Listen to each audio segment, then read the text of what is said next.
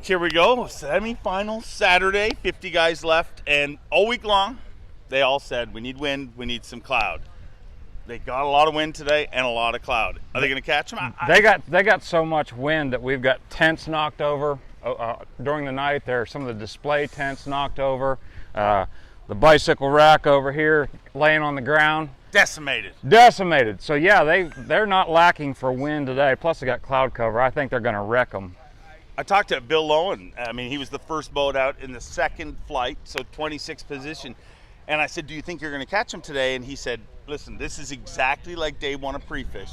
And he said it was stupid. Like literally, He said he had 26 fish in the first hour. Clearwater lakes are so temperamental, man. And they most of the time, they're really difficult when it's sunny and still. And they can just be awesome when it's cloudy and windy. So I think they're going to have an awesome day. Speaking of awesome, a fish story, James Elam, last cast of the day yesterday. James Elam catches a 9-pounder. And you know what's bad? Inconsistencies here. He didn't even qualify to fish today. So we've seen that kind of thing this week. Cliff Pace catches that 10-pounder. On his first cast. Not first cast, but first fish. Real early on day one, yeah. And he'll probably win, maybe win the Toyota Tundra for that big fish. But he's not caught any big fish like that since, and that's what we're seeing here. So it's amazing. James Elam actually almost set, you love smallmouth, almost set the Oklahoma State record when he was a college kid. Caught an 8-pound smallmouth in Oklahoma, as a college kid. So last cast yesterday, catches a 9. Way to go, James.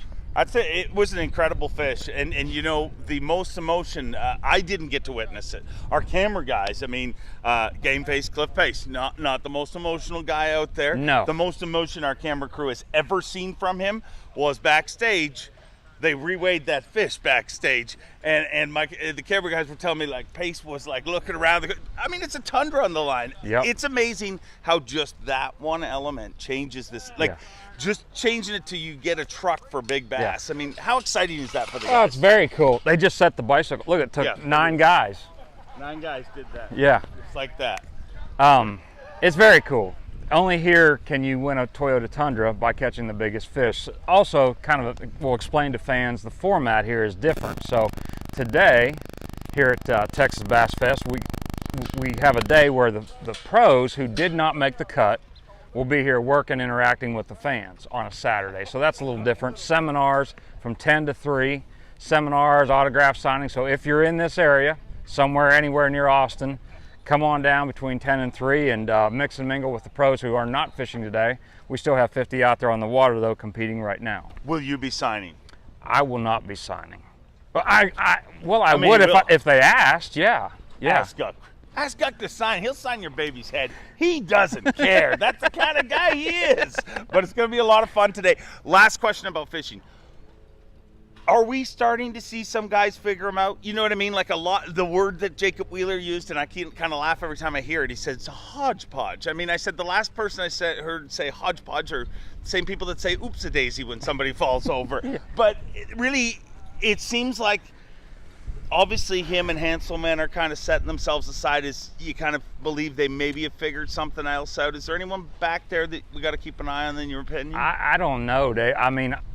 I think there's so inconsistency, and the conditions, as we start out saying, are so different today.